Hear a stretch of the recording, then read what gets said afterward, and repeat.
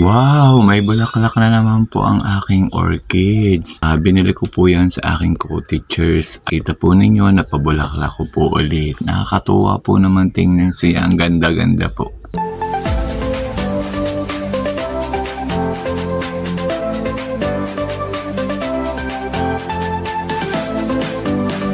Kumusta po kayo? Kumusta po ang inyong mga halaman? Kayo po ba yung nag-garden pa o nagpo-propagate pa ng mga halaman?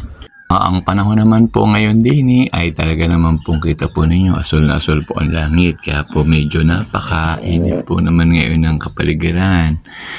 Nung isang araw po ay ang lakas naman ng ulan. Kaya po talaga pong ang panahon ay hindi po din natin maintindihan. Kaya nga po sinasabing unpredictable po yung panahon. Iinit ng sobra, uulan ng sobra.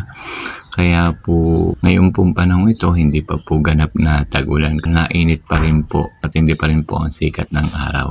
Ito po ang likod ng aming bahay. Nakakatuwa din pong pagmasdan, lalo na po kung umaga, ganda po ng sikat ng araw. Yan naman po yung medyo kapitbahay po namin nagpatayo ng bahay. Ito naman po yung tabi po ng aming bahay, yung aking pong garden. Simple pong garden na kung saan po ay pag tumatambay ako ay nakaka-relax po. Mataas din po yung dalawang puno ng mangga, nakakapagbigay po siya ng malamig na pakiramdam. Kaya po pag po may bisita, dito ko po dinadala para po sila po ay hindi naman po mainitan at maging presko po. Marelax po sila at maaliw po sa garden. Kung natatandaan po ninyo dun sa mga nakaraan nating video kung saan ay tungkol naman po sa tamang pag-aalaga ng bougainvillea. Isa po doon sa paraang ginawa ko yung pag-trim po ng mga sanga at yung inalisan ko po ng dahon o kinalbo ko po talaga. Kaya po kita po ninyo, ito po ang resulta. Mapapansin nyo po, ganda po ng kanyang dahon, ang ganda na rin po ng kanyang bulaklak. O yan po ang resulta ng aking pong ginawang pag-aalaga sa bougainvillea. Mas kumanda po ang bougainvillea nang gawin po natin yung paraang iyon. Kaya po successful po yung paraan po ng tamang pag-aalaga na pinakita ko doon sa video. Panoorin po ninyo yung video ko tungkol sa bougainvillea. Ito naman po ang aking tanim na aglaw. Katabi po ay pothos, peace lily, crotons, at saka po euphorbia, yung pong matinik. Nakakatuwa rin po sila, nakaka-relax din po silang tingnan.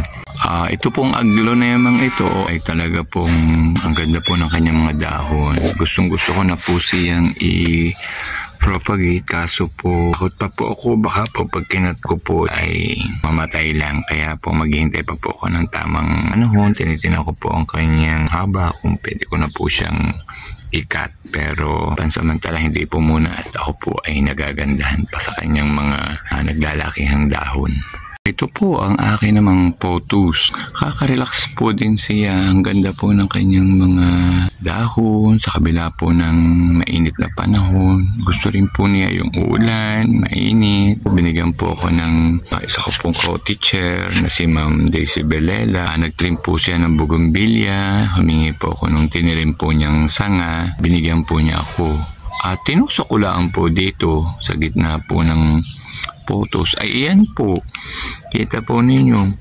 Tusok-tusok lang po ay nagsibol na po ang kanyang dahon. Ibig sabihin po, buhay po siya.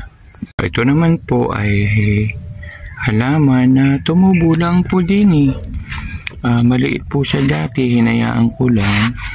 Ganito po din pala siya kaganda. Nag-iisa lang po siya. Maliit po noon, hindi ko po alam kung dala ng ibon, kung ano man po. Wala naman po kung tinatime na ganito. Ay ang ganda rin po ng kanyang bulaklak. Kaya po, yan, pitch po. Ay, hinayaan ko po siya. Sana po ay may tumubo pa po at magdamihan. Nakakatuwa po. Maganda rin po ang halamang ito. Hindi ko lang po alam ang kanyang pangalan o yung kanyang ID. Nakakatuwa po siya. Kulay orange po na may yellow po ang kanyang bulaklak. Kakatuwa din naman po itong cactus kasi hindi ko po akalain na siya pa nga po pala yung namumulaklak. Kaya po may bubulaklak pong dalawa. Ito naman po yung aking moss plant or Vietnam rose. Isa po ito sa halaman sa garden na talaga po namang nakakaagaw pansin din dahil ang kanila pong bulaklak ay makukulay. Kahit po maliliit ang bulaklak ay kakit-akit naman po sa makakakita. Lalo na po pagkasikatan po ng araw. Kaya po ito pong halamang ito, hindi po ako nagpapawala nito dahil talaga po namang maganda. Ang halaman din pong ito ang madalas pong hingin sa akin o marami po ako sa aking mga BFF ang humihingi po ng tangkay nito, hindi ko naman po sila maring hindi bigyan dahil napakadali naman po nitong buhayin. Basta pinutulan po ninyo, sigurado po naman ito uli ay tutubo at mas higit pong gaganda. The more na nagbibigay po kayo ng kanyang mga cuttings, the more po na mas lalo pong gaganda po inyong garden. Kaya po, mamigay po tayo at ito naman po ay napakadali naman pong buhayin at alagaan. Maganda rin po talaga ito sa garden. Ito po ang isa din sa halaman sa garden na hindi ko rin masyadong alam ang ID. Katulad din po nitong halamang ito na nasa pasto na may kulay pink din po ang bulaklak. Hindi ko rin po masyadong alam ang kanyang pangalan. Sabi po na nagbigay sa akin, ito daw pong halamang ito ay edible o pwede pong kainin. Kaya po nakakatuwa rin po ang halamang ito. Ito naman po ay ang adenum, isa po sa paborito ko po ring halaman sa garden na maganda rin po pag may bulaklak. Ito po yung aking orchids na binili ko naman doon sa aking BFF na kasama ko sa G10 na co-teachers ko dati na si Ma'am Vicky na talaga po namang pag namulaklak ay kaganda-ganda po naman niya. Ito naman po ang pinaka-special na tanim sa aking garden na ngayon ko lang po naipakita. Ito po yung tanim kong pinya. Nakakatuwa din po aring aking kamyas ay nakawanan ko na po ay kapag patayo na po ako ng ilan ay naglabasan po uli ang mga bunga. Ayan po, ang dami po. Nakakatuwa po. Dami po niyang mamunga. Yan, ito po ang aking kamyas. Nakakatuwa po. Magtanim po kayo ng kamyas.